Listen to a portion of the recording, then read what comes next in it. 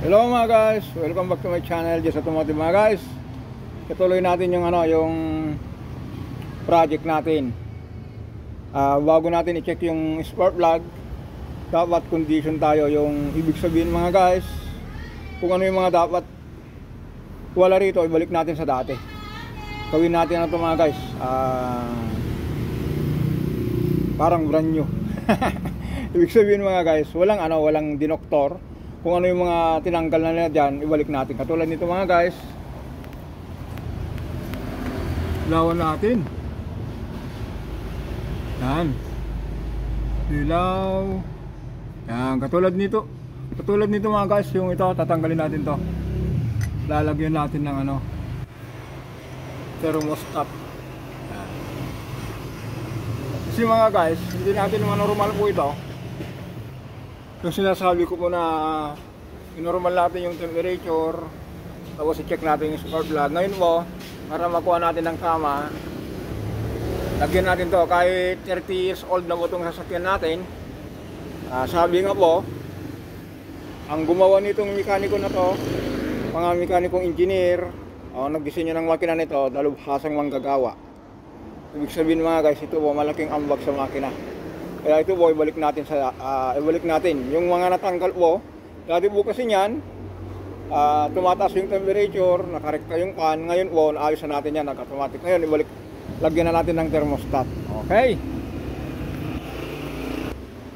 yan mga guys, tanggalin natin yung dalawang tornilyo na to.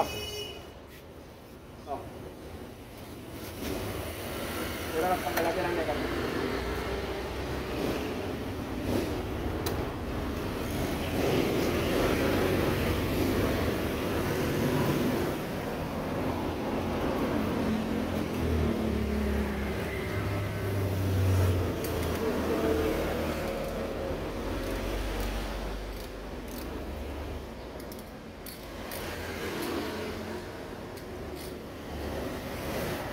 Alam nyo kasi mga guys, yung ganito na sasakyan, kahit anong sasakyan mo, napaka-importante niyan. Importante po ito. Ito, napaka-importante sa makina ito.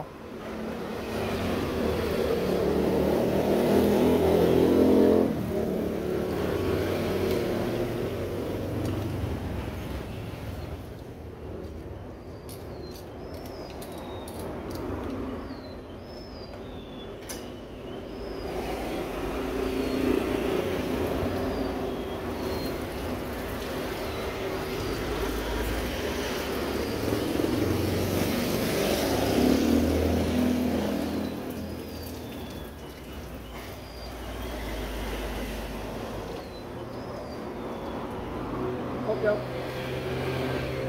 May rubber guys to. Ngayon dahil yung bago meron naman siyang rubber ito, masyado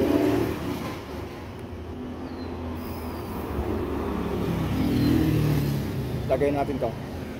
Yan yung kung ano nyo.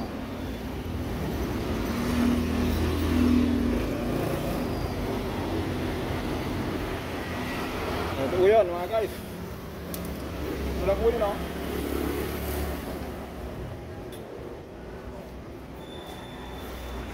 Pero bago natin ilagay mga guys, ilinis muna natin yung kalawang. Hey. Ayan mga guys, nalinis na natin Nagkinut-kut na natin yan para maganda. Ngayon ilagay na natin yung ito po mga guys. Importante po ito Minsan kasi may mga mekaniko po nagtatanggal nito. Hindi pwede po yun. Yan Kasi po, ang mekaniko po nito, yung nag-design yung makina nito, pinag-aralan nila ng gusto, hindi lang isa po niyan. Ang daming nakapupo niyan bago nila ilagay po niyan. Ngayon, ibalik natin yung dati. Okay mga guys, mamaya, lagay na natin yung ito to. Yan.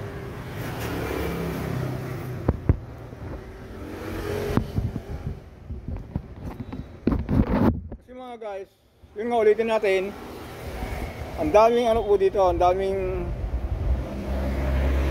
minsan sabi nila tira ni Mang Kanor, ay andyan tayo, kasama tayo dyan. Dito na naman tayo, lagay na natin mga guys. Dalawang tornilyo lang po yan. Oh. Lagyan na lang natin ng silicone. Kasi mo? Ito automotive. Ito. Ayan. Ulit siyempre, pala ng talo. Pwede pa rin. Nakay pala eh, Lucano ko pala. Oo. Lucano. Ayan, battery. Kahit dyan sa kapila, mga Lucano mga kasama ko. Ayan mga guys, lagyan na natin. Ayan. Tapos, complete na natin. Maglagay tayo ng fluid.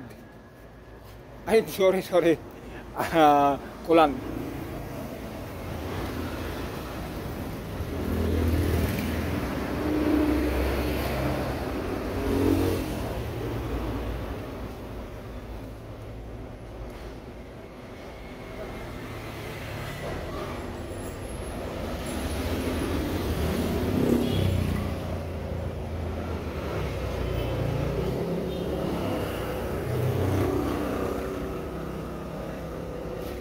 Mamaya mga guys, maglagay tayo ng coolant, magpa-under na tayo. Ito po, kung gaano ka-importante sa makina nilagay natin yan. Tama ba ka-importante po yan? Mamaya, magpa-under na tayo. Ayan, mga guys, bago magpa-under pala, maglagay muna tayo ng coolant.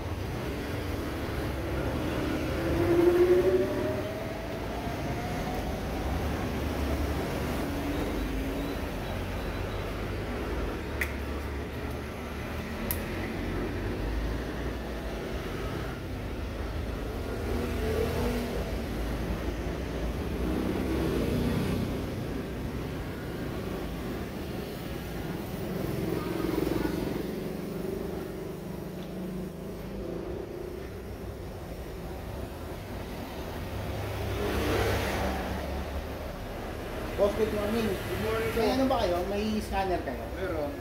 Magkano po pa scan? 100.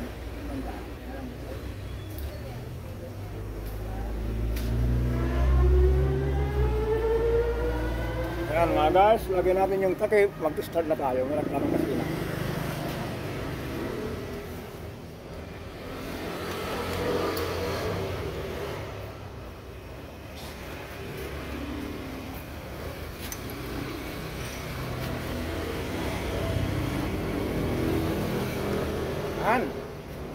start na tayo.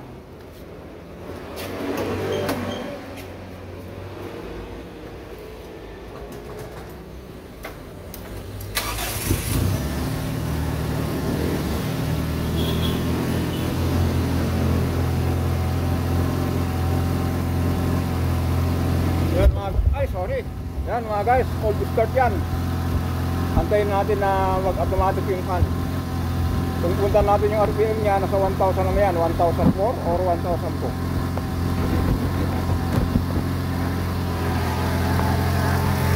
Ganyan mga guys, ano mag-important dito? Antayin natin na mag-automatic yung yung fan. Tapos i-check natin yung balance yung tubig. Mainit, saka malamig. Ito malamig mga guys. Ito medyo uminit na. Ang bilis tignan natin yung naka cold start po niyan, kaya mataas yung minor.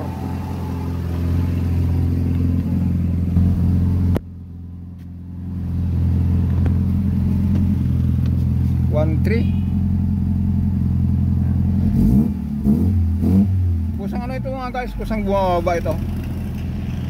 1-2.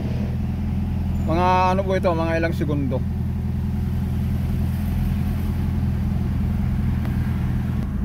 Ayan mga guys, 800 na. Antayin na lang natin na mag-automatic yung fan.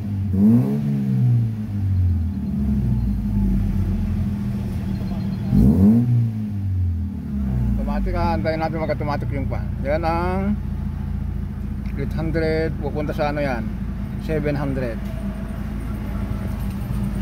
Tapos yung temperature niya po 80. Antayin natin kung ilan degrees Celsius pa mag-automatic. Tapos yung voltahe niya po 14.3. Mga guys, bumaba yung voltahe pero yung 85 na. Tapos yung temperature niya rito normal na po siya. Yan ang normal niya kasi kung nangalahati po medyo na po niyan. Tingnan natin kung anong degrees Celsius po siya mag-automatic. Talagay ko na to nasa 87. Tignan din natin yung puntan natin yung makina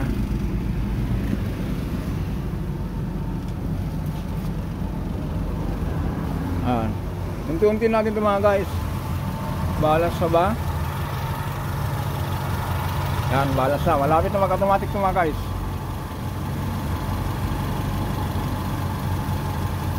Apuray natin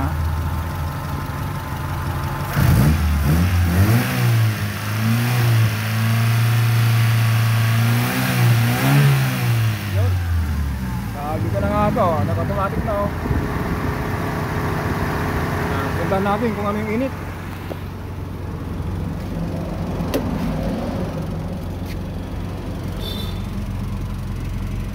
Itinan mga guys.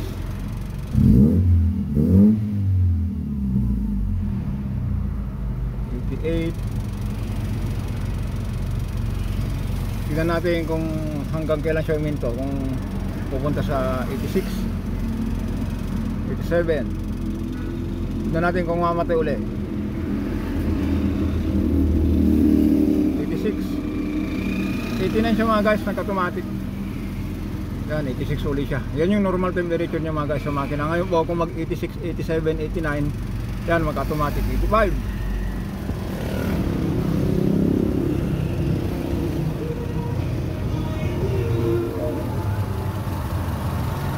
Yan, huminto na yung motor. Tignan natin. Kasi iniwan natin 86, 85 Yan. 84. Yan. Okay mga guys, mga ganun lang po. Napakahalaga po yung yung ito thermostat. Kaya po mga guys, kung gusto nyo pong yan, nakaminor po nyan, tahimik, balik natin sa dati. Tapos mga ilang araw i-check na natin yung spark plug. Okay mga guys, hanggang dito na lang po tayo. For the next video tomorrow, X-Trail tayo, top overhaul. Okay, don't forget po to subscribe, like and share. Maraming salamat.